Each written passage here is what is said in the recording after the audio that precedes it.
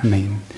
6번째 시간입니다. 지난주에 계명을 지키라는 말씀을 강조해 드렸습니다. 오늘은 이 계명이 무엇인지를 조금 더 구체적으로 밝히고 그 의미를 좀 생각해 보도록 하겠습니다. 7절과 8절을 보게 되면 새 계명, 옛 계명, 새 계명 이런 식의 순서로 나오고 있습니다. 지금 요한이 말하고자 하는 하나님의 계명은 처음에 새 계명이 아니고 이렇게 시작해요. 이 새 계명이 아니고 본래 있었던 옛 계명이다. 그렇지만 새 계명이라고 말할 수도 있다. 이렇게 말씀을 합니다. 쉽게 말해 새 계명은 아니고 옛 계명인데 이것을 새 계명으로 부를 수 있게 되었다. 이렇게 말하는 거죠. 말장난 같지만 의미가 조금 구별해 볼 필요가 있습니다. 7절과 8절을 다시 보시면 사랑하는 자들아 내가 새 계명을 너희에게 쓰는 것이 아니라, 자, 새 계명 먼저 등장하죠. 너희가 처음부터 가진 옛 계명이니 이 옛 계명은 너희가 들은 바 말씀이거니와 다시 내가 너희에게 새 계명을 쓰노니 그에게와 너희에게도 참된 것이라. 자, 새 계명이 나오는데 이 새 계명은 옛 계명인데 이 옛 계명을 다시 새 계명이라고 부를 수 있다. 새 계명이 아니라 옛 계명이라고 해놓고 다시 새 계명이라고 하니까 이 모순된 듯한 언사로 보입니다. 그러나 깊이 들어가 보면 그만한 이유가 있습니다. 지금 요한은 하나님의 계명을 사랑이라는 하나의 본질로 설명해 가고 있습니다. 이 사랑이라는 계명은 구약 성경으로부터 있어 왔다는 것을 강조하기 위해 이것은 사실은 옛 계명이다 이렇게 말씀을 하는 거죠. 여러분, 계명이라고 하는 단어가요, 이제 구약에서 율법이라고 표현하기도 하는데 어찌됐든 율법이든 계명이든 그 하나의 본질은 무엇을 토대로 하고 있죠? 사랑을 토대로 하고 있습니다. 어떤 것을 지키라, 또 어떤 것을 실행하라 이런 표현들은 이제 위에서 누군가 억누르면서 명령하는 그런 의미가 아니라 사랑으로 이어지는 의미다라고 말할 수 있죠. 그러니까 하나님이 율법을 주신 이유는 하나님이 인간들이 하나님의 말씀에 기대며 하나님의 뜻대로 살아가야 한다는 것을 강조하신 이유는 어디에 있느냐? 바로 사랑의 근거를 두고 있기 때문에 말씀하시는 내용이다 이렇게 볼 수가 있죠. 여기서 말하는 사랑은 도덕적인 차원이 아니라 한 성도에게 또는 교회 공동체 속에 8절에 보면 이미 빛으로 임한 진리의 사랑을 말합니다. 그래서 사랑은 도덕적인 차원을 말하기 이전에 진리로 사용되는 단어입니다. 그래서 이 진리의 사랑은 이미 구약에도 있었다는 차원에서 새 계명이 아니라 옛 계명이라고 말하는 겁니다. 여러분, 구약 성경에 진리가 있습니까? 없습니까? 진리가? 구약 성경에? 있죠. 그러니까 구약 성경도 하나님으로부터 온 진리의 말씀이기 때문에 이미 진리는 있었다라고 하여서 이것을 새 계명이라고 말하지 않고 오래전부터 있었던 옛 계명이다 또는 진리의 사랑이다 이런 식으로 표현을 한다는 것이죠. 왜 그럼 다시 새 계명을 쓴다고 말합니까? 그냥 차라리 옛 계명이다. 지금 우리가 배우는 새 계명은 옛 계명이다. 이렇게 해서 이제 마무리하면 좋은데 그렇게 말하지 않고 다시 새 계명을 쓴다. 이렇게 표현하는 이유가 뭘까요? 답은 하나입니다. 예수 그리스도로 하여금 완전히 실현된 진리의 사랑과 구별하기 위해서. 그러니까 예수님이 오시기 전에 받았던 진리와 예수님이 오시고 난 이후에 받았던 진리는 구별할 필요가 있다. 그래서 예수님이 오시고 나서 받은 이 진리는 성취된 사랑, 성취된 계명이다라고 해서 더 깊고 넓은 차원의 의미가 담겨 있다. 그래서 우리는 이것을 새 계명이라고 부를 수도 있다. 이렇게 표현하는 거죠. 하나님으로부터 주어진 완전한 사랑이 오래전부터 있어 왔지만 예수님을 통하여 드러난 또는 성취된 사랑으로 보지는 않았습니다. 이제 예수님으로부터 완전히 실현되어 신약의 성도들에게 더 깊은 차원으로 다가오니까 새로운 계명이 될 수 있다고 말하는 겁니다. 자, 구약의 성도들은 어떻게 구원받았죠? 어떻게 죄가 사함을 받고 구원을 받죠? 구약의 성도들? 생각해 보셨어요? 구약에 예수님이 안 왔잖아요. 근데 어떻게 그들은 구원을 받았을까요? 자, 세대주의라고 하는 신학자들은 세대주의라고 하는 신학자들은 각 세대별로 구원받는 방법이 다르다. 이렇게 말을 했어요. 각 세대별로. 자, 세대주의 신학자의 입장에서 제가 말을 한다면 각 세대별로 구원받는 방식이 다르기 때문에 구약 성경은 어떻게 구원을 받을 수 있냐 물어본다면 율법을 통해 구원받을 수 있다. 이렇게 말하는 게 맞죠. 근데 이건 틀리다 맞다? 틀리다는 거예요. 이거 세대주의 신학자들이 말하는 태도거든요. 우리같이 장로교 신학자들은 성경적 입장에서 어떻게 말하냐면 구약 성경도 여전히 믿음을 통하여 구원을 받는다. 신약 성경도 여전히 믿음을 통하여 구원을 받는다. 이게 똑같은 방식이죠. 그러니까 구약이든 신약이든 하나님은 언제나 영원토록 변함없으시고 동일한 방식을 처음부터 채택해 놓으신 거예요. 그러니까 구약에는 좀 다른 방식으로 구원을 받을 수 있다고 말씀하시지 않았다는 거예요. 구약도 신약도 여전히 하나님은 그리스도 예수를 믿는 믿음을 통하여 구원을 받을 수 있다, 이렇게 말씀하신 거죠. 근데 구약은 조금 연약한 부분이 있었어요. 뭐냐? 장차 오실 예수님을 온전하게 보지는 못했어요. 확실하게 그림을 그려내지 못했단 말이에요. 밑그림을 그릴 수가 없었어요. 그럼 어떤 식으로 예수 그리스도를 믿었냐면 제사 같은, 누군가 내 죄를 위하여 대신 짊어지고 가시는 분이 메시아구나라고 하는 간접적인 이런 방식과 방법들을 통하여서 장차 오실 기름 부음 받은 자는 우리의 죄를 다 대속해 주시는 분이구나라는 걸 깨닫게 됐다는 거죠. 그러니까 다시 말해서, 자, 오늘 내가 죄를 지었기 때문에 소나 또는 비둘기나 양 같은 거를 잡아가지고 제사를 드리러 올라갑니다. 그곳에서 그 제사를 잡는 사람이 누구죠? 우리잖아요. 우리가 직접 잡아요. 다 잡은 다음에 불만 태워서 향기롭게 올려드리는 사람이 제사장이거든요. 실제 제사장은 이 각을 뜨고 이런 거 안 해요. 죄를 지은 사람이 다 각을 떠요. 그 다음에 제사장이 가져가면 제사장이 불만 피웁니다. 불만.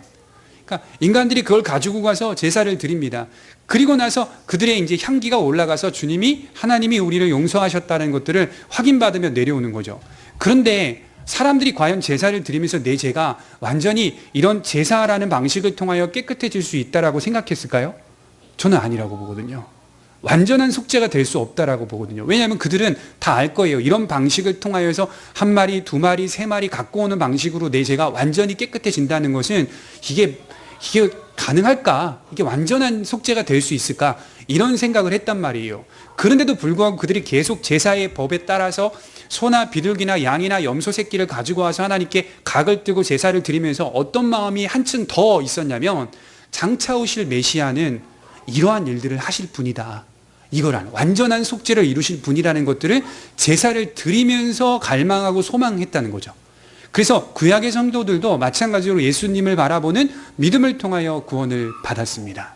받았죠. 그리고 신약의 성도들은 구약의 성도들이 어렴풋이 보았던 예수 그리스도가 아니라, 이제 신약의 성도들은 온전하게 그려진, 온전하게 성취된, 온전하게 드러난 예수 그리스도를 믿는 사람들이기 때문에 이게 더 풍성하고 깊어질 수밖에 없다는 것입니다.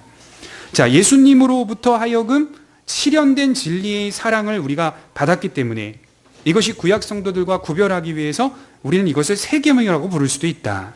하나님으로부터 주어진 완전한 사랑이 오래전부터 있어 왔지만 예수 그리스도를 통하여 드러난 또는 성취된 사랑으로 보지는 않았습니다. 이제 예수님으로부터 완전히 실현되어 신약의 성도들에게 더 깊은 차원으로 다가오니까 새로운 계명이 될 수 있다라고 말하는 겁니다. 자, 요한복음 13장 34절에 보면 새 계명을 너희에게 주노니 서로 사랑하라. 내가 너희를 사랑한 것처럼 너희도 서로 사랑하라. 너희가 서로 사랑하면 이로써 모든 사람이 너희가 내 제자인 줄 알리라. 제가 이 말씀을 이제 그 대학 시절부터 쭉 암송해 왔는데요. 이 말씀을 읽다 보면 바로 들어오는 내용이 뭐냐면 너희가 서로 사랑하라. 이게 바로 들어오거든요. 근데 이제 신학을 공부하면서 알게 됐어요. 이 말씀의 핵심 포인트 요점은 뭐냐면 내가 너희를 사랑한 것 같이 여기 있습니다. 그러니까 저도 몰랐어요. 형제 사랑에만 그냥 집착하고 있었던 거거든요. 이 말씀 보면서. 사실 그게 아니더라고요. 쭉 들여다보니까 예수님이 우리를 사랑한 것 같이 너희가 서로 사랑하라, 이겁니다. 그러니까 너희가 사랑을 비록 못한다 해도, 지금 부족하다 해도 주님이 너희를 사랑하고 있었다는 것, 주님이 너희에게 생명을 다하여 사랑했다는 것을 놓치지 말아라, 이런 차원의 말씀을 하는 거예요. 왜냐하면 거기서 우리 형제사랑의 실천이 시작이 되거든요. 그거 없이 그냥 형제사랑으로 시작이 되면 이게 자기의 의를 또다시 세울 수 있는 도덕적이고 윤리적 차원의 사랑이 될 수밖에 없습니다. 그래서 주님이 우리를 얼마나 사랑했는지를 묵상하는 게 그리스도인으로서 제일 중요합니다. 주님이 제자들에게 새 계명을 주신다고 했어요. 이것은 서로 사랑하라는 계명이었습니다. 서로 사랑이라는 계명이 자칫 도덕적이고 윤리적인 차원으로 이해할 수 있겠지만 주님은 그런 차원으로 말씀한 게 아닙니다. 진리의 공동체로 확고부동하라는 말씀인 것이죠. 거기에는 도덕적 차원의 사랑과 섬김과 희생이 있습니다. 그런데 우리는 도덕적 차원의 사랑이 아닌 주님을 믿는 신앙적 차원의 사랑을 하는 겁니다. 그러니까 여러분, 우리가 서로를 사랑하잖아요. 이 사랑하는 이유는 도덕적 차원의 사랑을 하는 게 아니라 신앙적 차원의 사랑을 하는 겁니다. 진리의 사랑을 말하는 건데요. 이 박윤선 박사님이 이런 말을 했어요. 인본주의 도덕적 사랑은 결국 사람을 망하게 만들고 그러나 신본주의의 사랑을 중심으로 하여 세워진다면 미래까지도 밝게 빛날 것이다. 그래서 제가 정리해보면 인본주의 사랑은 그 속에 완전한 법이 없습니다. 이렇게 제가 좀 생각을 해봤어요. 인본주의, 사람이 사람을 사랑한다는 거, 휴머니즘, 인권 이런 것들이 쭉 들여다보면 가만히 봤더니 이 기준점이 없더라고요. 법이 없어요. 그러니까 시대마다 사람들이 이렇게 바뀌면 어디로 흘러가야 되죠? 바뀐 쪽으로 흘러가는 것이 인간의 사랑입니다. 거기에는 법률이 없어요. 기준이 없어요. 그러나 신본주의 사랑은 그 속에 항상 법이 있습니다. 흔들리지 않는 법이 있습니다. 2000년만 흔들리지 않았느냐? 아닙니다. 3000년 전에도 흔들리지 않았고 4000년 전에도, 아니요, 창세 시작된 이후로부터 여전히 그 법은 존재하고 있었고 조금도 변함이 없었습니다. 그래서 사랑의 법이 바로 계명이라는 것입니다. 사랑은 법과 함께 이해해야 되는데 예수님의 사랑을 받은 형제와 자매들은 서로 사랑하는데 이 사랑은 반드시 하나님의 계명이라는 법을 통해 세상과 국가와 사회와 문화 그리고 내 가정, 나를 바라보게 만들어주는 것입니다. 그래서 하나님을 믿으면 믿을수록 어떻게 관점을 갖게 되냐면 나만의 문제가 아니라 내 국가와 내 사회와 문화와 내 모든 분야까지 다 넘나들 수 있을 정도의 생각을 갖게 되는 것이죠. 칼빈은 이것에 대하여 이렇게 말했어요. 사랑의 계명은 예수 그리스도로 하여금 완성되었는데 이 계명은 금생, 우리가 살아가는 지금의 이 생을 말하는 거예요. 금생과 내세, 앞으로 있을 내세에 언제나 따라갈 인류의 행동 원리다. 그러니까 우리가 배우는 이 진리의 말씀, 또 진리의 계명, 이 사랑의 이 계명은 오늘 우리에게만 유익을 주는 게 아니라 미래에도 유익이 있는 거라는 거죠. 내세에도 동일한 이 원리 속에서 우리가 하나님 안에 살아가게 된다는 거. 자, 우리가 안식하잖아요. 예수 그리스도로 하여금 영원한 저 천국에 올라가서 안식하는 거거든요. 사람이 죽음을 맞이할 때 성도들은 성경에서 잔다라고 표현하거든요. 잠을 잔다 이렇게 표현을 해요. 그리고 우리는 즉시 영혼과 육체가 분리되어 하나님의 품에 안겨서 영원한 안식을 취하게 됩니다. 그 영원한 안식을 취하는 그 나라에서 가장 두드러지게 나타나는 그 행동 원리가 무엇이냐 묻는다면 의라 그랬잖아요. 오전 예배 때 말씀드렸던 의, 하나님의 통치하심과 다스리심의 가장 강조점이 의, 깨끗함, 정결함, 옳고 바른 것, 이렇게 말씀을 드렸죠. 이것이 바로 우리가 살아가는 금생, 지금 현실에도 필요합니까? 안 필요합니까? 필요한 것이죠. 내세에도 필요한 것이고. 그러니까 의 없이 인간은 살 수 없다는 거죠. 이게 바로 사랑이요 계명이다 이렇게 말하는 겁니다. 사랑이라고 해서 지켜야 할 행동 원리가 없다는 뜻이 아닙니다. 지켜야 할 정신과 원리 그리고 내용이 반드시 있습니다. 예수님은 우리를 위해 죽기까지 희생하심으로 사랑을 드러내셨습니다. 그러나 그것을 드러내는 과정을 가만히 살펴보면 주님은 우리에게 지켜야 할, 따라야 할 원리들을 말씀해 주셨습니다. 여러분, 예수님께서 복음서에서 많은 사람들을 위해서 희생하고 섬기고 양보하셨죠. 그런데 양보하시고 희생하고 섬기면서도 놓지 않았던 게 뭔지 아세요? 그렇게 희생하고 자기 목숨까지 내어주고 너 오른뺨을 때리면 왼뺨도 돌려대고 겉옷 뺏어가면 속옷도 나눠주고 막 이렇게 우리한테 실천적으로 사랑의 원리를 가르쳐 주면서도 예수님께서 놓지 않았던 원리가 있어요. 하나님의 계명을 지켜라. 이 부분이죠. 하나님이 주시는 말씀을 따라 살아라. 이건 예수님이 여전히 타협하지 않았습니다. 저 사람 불쌍해 보인다고 오늘 그 계명을 순종하지 않아도 돼 이렇게 보시지 않았다는 거예요. 여전히 그 계명은 그 사람에게 지켜야 할 도리라는 거예요. 자, 가늠하다가 현장에서 잡힌 여자가 이제 광장에 모여가지고 이제 사람들이 밀쳐가지고 넘어진 상태에 돌로 쳐 죽이려고 할 때 예수님이 그 여자의 죄를 용서해 주시고 그리고 많은 사람들이 다 떠나갔죠. 그리고 마지막 장면에 이런 말씀이죠. 다시는 가서 죄를 범하지 말라. 이렇게 말씀하시잖아요. 계명은 여전히 있는 거거든요. 흔들림 없이. 그래서 예수님은 인간이 따라야 할, 지켜야 할 행동 원리는 여전히 그 자리에 두셨습니다. 하나님의 말씀이기 때문이죠. 그것이 하나님 앞에서의 삶이요 하나님의 사랑을 품은 자들이 지켜내야 할 믿음이라고 말씀을 합니다. 9절에 보면 빛 가운데 있다 하면서 그 형제를 미워하는 자는 지금까지 어둠에 있는 자요 그의 형제를 사랑하는 자는 빛 가운데 거하여 자기 속에 거리낌이 없으나 그의 형제를 미워하는 자는 어둠에 있고 또 어둠에 행하며 갈 곳을 알지 못하나니 이는 그 어둠이 그의 눈을 멀게 하였습니다. 자, 사람이 모이면 어떤 일이 일어날까요? 사람들이 이제 막 모이기 시작해요. 저희 교회는 인원이 적지만 저희 교회가 갑자기 사람이 많아지게 되면 바로 나타나게 되는 특징이 하나 있습니다. 서로를 미워하는 일들이 생깁니다. 파가 나뉘어지게 생깁니다. 그래서 서로의 의견이 달라지면 즉시 보복감이나 시기심이 생깁니다. 이게 교회뿐만 아니라 인간이 살아가는 모든 공동체에는 다 있을 수밖에 없습니다. 이게 불가피한 현상인 거죠.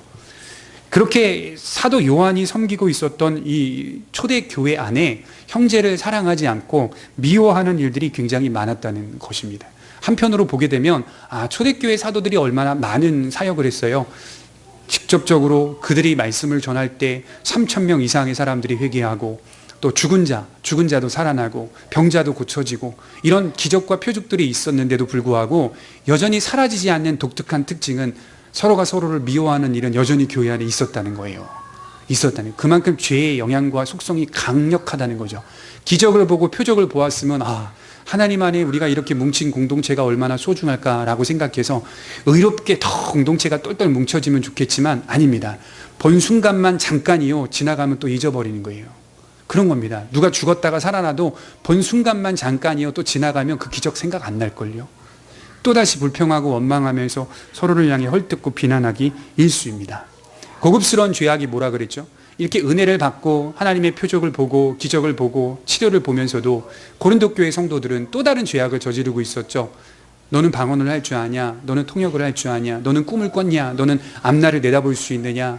이런 잘못된 신비적인 신앙을 가지고 서로가 서로를 향해 의견이 달라지고 미워하고 시기하고, 방언을 못하는 자는 방언을 하는 자를 부러워하고, 이상한 현상들이 교회 안에서 막 나타나기 시작했다는 것이죠.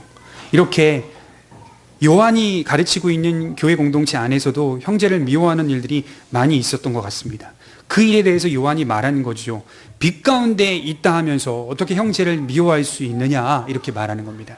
빛 가운데 있는 사람이, 이러한 자들은 외식하는 사람이라고 말을 하는 겁니다. 하나님의 빛을 받아 그의 사랑 안에 거한다고 하는 자들이 과연 형제를 미워할 수 있느냐? 그럴 수 없다, 이렇게 말씀을 하는 거죠. 자, 여기서 말하는 형제란 믿음의 공동체를 말합니다. 그래서 교회가 하나님의 말씀을 들을 때 우선적으로 잊지 말아야 될 것은, 신자는 같은 신자를 먼저 사랑해야 한다는 것이 먼저입니다. 그래서 믿지 않는 다른 사람들을 사랑하는 게 먼저가 아닙니다. 오해하시면 안 돼요. 내 이웃을 사랑하라 라고 했다고 해서 그것이 믿는 사람들을 제쳐놓고 믿지 않는 사람을 먼저 사랑한다는 말이 아닙니다. 먼저는 같은 신앙 안에 이루어진 성도들을 사랑해야 합니다. 그리고 이어서 다른 이들에 대한 사랑으로 이어지게 됩니다. 여러분, 물통 받으셨죠? 우리 수련회 갔을 때 그 물통에 영어로 성경 구절 써 있죠? 보셨어요? 영어로 숫자라도 보셨어요? 6, 그 다음에 점점 10, 이렇게 갈라디아서 6장 10절이거든요. 그 말씀이 이런 말이에요. 그러므로 우리는 기회가 있는 대로 모든 이에게 착한 일을 하되 더욱 믿음의 가정들에게 할지니라. 바울이 강조를 굉장히 많이 했던 대목이거든요. 더욱 믿음의 사람들, 믿음의 공동체에게 선한 사업에 부하고 선한 행실에 부한 사람이 되라. 같은 신앙을 고백하는 우리들은 항상 교회라는 공동체 안에서 사랑을 훈련해야 합니다. 이뿐만 아니라 훈련을 넘어서서 그렇게 이루어져야 한다고 말씀을 합니다. 이 빛 가운데 거했다면 자연스럽게 빛이 어두움을 몰아내듯이 사랑으로 이루어지게 된다고 말씀합니다. 여러분, 교회 공동체는 여러 특징이 있지만 그 중에 하나가 훈련하는 공동체입니다. 훈련하는 공동체. 지금 내가 사랑하지 못하는 마음이 있다 하더라도, 지금 내가 저 사람 미워하는 마음이 있다 하더라도 계속 바꾸려고 하는 훈련, 시도, 이런 것들이 계속 있어야 합니다. 여기서 형제를 미워하는 자라고 말하는 사람은 어떤 의미로 쓰여지냐면, 이 상습적이고 계속적인 의미가 있는 사람. 그러니까 진정한 신자도 형제와 자매를 미워할 수 있습니다. 그죠? 우리가 이제 신앙생활 하다 보면 누군가를 미워하는 일들이 생기는데요. 이거는 누구나 다 있을 수 있는 일이라는 겁니다. 그런 일이 있을 수 있습니다만, 오늘 말씀은 상습적인, 계속적인 의미를 말합니다. 그러니까 계속 미워하는 거죠. 상습적으로 미워하는 거죠. 진정한 신자는 그러한 마음을 먹을 수는 있으나 그것이 하나님과의 사귐을 망가뜨린다는 사실을 금세 알게 됩니다. 이게 왜 중요하냐면요, 진짜 거듭난 신자들은 누군가를 미워해 보면요, 그게 이제 막힘이 된다는 걸 금세 깨닫게 돼요. 내가 누군가를 싫어하고 미워하게 되면 금세 내 경건 생활에 유익이 되지 않는다는 걸 알게 됩니다. 이게 막히죠. 기도해도 기도가 잘 안 됩니다. 그리고 하나님 앞에 이렇게 은혜를 구하고 하나님 앞에 은혜를 회복하려고 해도 자꾸 그 미움의 마음이 있었던 것 때문에 자꾸 이제 어려운 신앙의 모습들이 나타나는 것이죠. 내 양심을 계속 짓누르게 되는 것을 경험합니다. 그리하여 회개하고 다시 사랑하게 만들어줍니다. 아니요, 사랑은 못한다 하더라도요, 이제 회개하고 더 이상 그 마음 갖지 않으려고 애쓰게 됩니다. 형제를 사랑해야 한다는 이 말씀 속에서 우리가 주의해야 할 것이 하나 있는데, 형제를 사랑함으로 빛 가운데 거하게 된다는 말이 아닙니다. 제가 이거를 좀 많이 강조하고 싶어요. 그러니까 여러분들이 형제를 사랑함으로 빛 가운데 거하게 된다는 말이 아니라는 거예요. 그러니까 이 말씀을 강조하는 다른 교단의 목사님의 말씀을 제가 들어봤더니 형제 사랑을 통해서 내가 빛 가운데 거하게 된다 이렇게 말씀을 전하는데 이거는 틀린 거예요. 성경적이지 않은 거예요. 형제 사랑이 원인이 되어 빛 가운데 거하게 만들어준다는 뜻이 아니라, 그러니까 형제를 사랑하면 내가 빛 가운데 거해. 그럼 원인이 어디 있죠? 내가 실천하는 것에 있는 거잖아요. 원인이 자꾸. 이 빛 가운데 거했기 때문에 형제를 사랑한다 이렇게 가는 거예요. 내가 이미 빛 가운데 거했기 때문에. 오늘 성경도 그렇게 문법적으로 말하고 있어요. 빛 가운데 거해 있기 때문에 형제를 사랑하는 거지, 빛 가운데 거하기 위해 형제를 사랑하는 게 아니라는 거예요. 나와 주님과의 관계가 믿음 안에 세워졌기 때문에 그것이 주님의 은혜이며 공로이기 때문에 입증하는 삶을 사는 것이지, 형제 사랑을 통해 빛 가운데 거하게 된다는 말이 결코 아닙니다. 이것을 유념하셨으면 좋겠어요. 더 나아가 교회 공동체 안에 있으면서도 여전히 옛 습성과 옛 습관을 버리지 못하는 사람들은 결국 어둠에 있는 자라고 정리해서 말씀하고 있습니다. 교회의 형제를 미워하는 것뿐만 아니라 진리를 통해 옛 습관과 옛 생활을 청산하려 하지 않고 여전히 세상의 방식과 가치관대로 교회 공동체 속에 영향을 끼치는 사람은 아직 소경이라고 말씀을 하고 있는 겁니다. 여러분, 우리 다 실수하고 우리 다 넘어질 수 있어요. 하나님의 뜻대로 우리가 다 순종하지 못하는 거 잘 압니다. 성경이 이미 기록해 놨으니까. 근데 여기서 말하는 것은 옛 습성과 옛 습관, 이걸 뭘 말하냐면 계속적인 사람, 조금의 변화도 없어요. 그 사람이 수년을 예수님을 믿어도 수십 년 교회를 다녀도 옛 습성과 옛 습관을 청산하려 하지 않는 거. 자, 예수님을 모르고 살던 사람이 교회에 들어왔어요. 와보니까 특별히 다를 게 없다는 거예요. 아, 교회 와보니까 세상 사람들은 세상에서 살다가 교회에 들어와 보니까 좀 다를 줄 알았는데 다를 게 없다 이렇게 느껴지는 거죠. 편하고 좋습니다. 자신의 옛 방식을 풀어놓아도 거리낌이 없어요. 자기 옛날 그 관점, 옛날 사고방식, 옛날 습관을 막 성도들한테 얘기했더니 성도들이 좋아하고 막 격려하고 위로해주고 편합니다. 보니까 교회 다니는 사람들도 다 그렇게 사는 것입니다. 그러니까 다 그렇게 사는 것을 보니까 편해요. 아마도 그 교회는 아마 잘못 가고 있을 가능성이 큽니다. 오히려 교회에 들어와 보니까 갈수록 무언가 걸리고 불편하고 그렇습니다. 정죄하는 사람은 없어요. 너 죄인이야! 당장 뜯어 고쳐! 이렇게 말하는 사람은 없지만 그냥 불편하고 뭔가 어색하고 무언가 걸리고 자꾸 이런 마음이 드는 거예요. 오히려 위로하는 사람만 있어요. 하나님께서 넘어져도 다시 일으켜주니까 걸어가. 하나님이 너를 격려해 주시고 너를 사랑해 주니까 다시 일어나서 걸어가. 그런데도 무언가 불편합니다. 지금 그 교회는 건강한 교회일 가능성이 높습니다. 여러분, 우리 고백교회 다니시면서 말씀으로 양육을 받으시면서 이런 느낌 받으신 적 있습니까? 들고 은혜를 받고 누리는데 뭔가 불편하고 뭔가 어색하고 걸리는 것도 있고 이런 마음이 있어요. 이게 정죄가 아닙니다. 결코 정죄하는 게 아닙니다. 이런 마음이 들면서 자라는 겁니다. 계속 성장하는 그런 마음이 들면서 내가 고쳐야 될 부분들이 잠시 잠깐 스쳐 지나가듯이 그럼에도 걸리고 계속 그러면서도 이 자리에 앉아 있다면요, 그건 정말 하나님의 은혜가 임한 사람의 특징인 거예요. 그렇게 사람은 계속적으로 걸림을 받으면서 앉아 있을 수 없어요. 튕겨져 나가지. 그런데도 그 말씀을 들으면서 걸리고 불편하면서도 여기에 수년 동안 또는 수십 년 동안 앉아서 하나님의 은혜를 받고 말씀을 듣고 있다면 그 사람 하나님 안에서 살아있는 사람이에요. 살아있는 사람이에요. 그리고 어색하고 불편한 게 나쁜 게 아닙니다. 얼마나 감사한지 몰라요. 저도 은혜가 갈급될 때가 많거든요. 늘상 전하는 사람이다 보니까 전하다 보니까 준비하면서 은혜 받는 것도 있지만 때로는 앉아서 은혜를 받고 싶어 할 때가 상당히 많이 있습니다. 그래서 노예나 어디 목사님들 말씀 전하시는데 교육이나 이런 데 가서 은혜를 받으면 그렇게 그 하나님의 말씀 안에서 주시는 격려와 위로가 많아요. 그런데 이 격려와 위로가 많은 것들의 말씀 속을 내용들을 자세히 들여다보면 다 제가 짓고 있는 죄에 대한 책망을 논할 때 격려가 돼요. 위로가 되고. 이게 무슨 참 모순적인 거 아니겠어요? 누군가 내 죄를 질책하고 누군가 내 죄에 대해서 강력하게 채찍질하고 욕하고 하나님 말씀을 통하여 내가 죄인이라는 사실을 강력하게 호소하는데 그거 당연히 불편하겠죠. 한쪽 편에서는 불편할 수 있지만 한쪽 편에서는 하나님이 얼마나 나를 사랑하시는지 모른다 이런 마음이 들어요. 하나님 사랑하시는구나 나를. 거기서 이제 성도들이 자라게 되는 거죠. 새롭게 들어온 그 성도는 그렇게 진리의 영향을 받으면서 옛 생활을 청산해 가는 겁니다. 그래서 여러분들이 갖고 있는 좋지 않은 어떤 그 옛 습관이나 옛 생활이나 또는 성품이나 성격이나 이런 것들이 단숨에 단방에 청산되지 않을 겁니다. 그럴 수가 없거든요.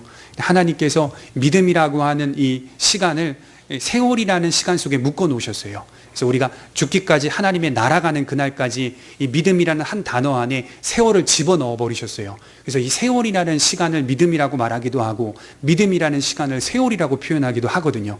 그래서 이 시간, 긴 시간 속에서 하나님의 은혜를 곱씹어 가면서 그리고 내가 청산해야 될 그 옛 습관과 옛 습성들을 청산하면서 그러면서 또 청산하지 못하여 안타까워하면서 그러면서 또 탄식하면서 그러면서 우리 신앙이 자라가게 되는 것입니다. 기도하도록 하겠습니다. 사랑의 하나님 감사합니다.